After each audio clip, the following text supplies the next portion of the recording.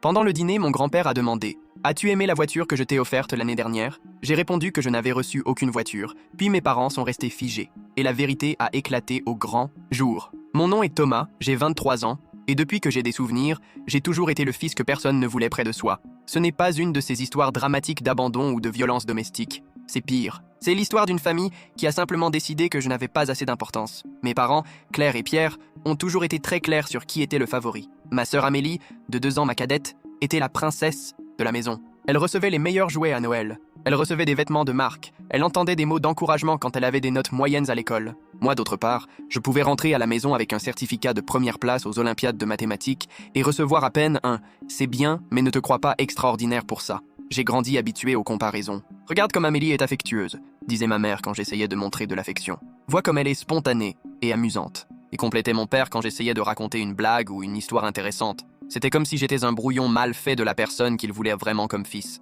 Quand j'ai terminé le lycée avec une moyenne de 9,2 et que j'ai été accepté dans 3 universités différentes, mes parents ont à peine levé les yeux de la télévision. Université coûte très cher, Thomas.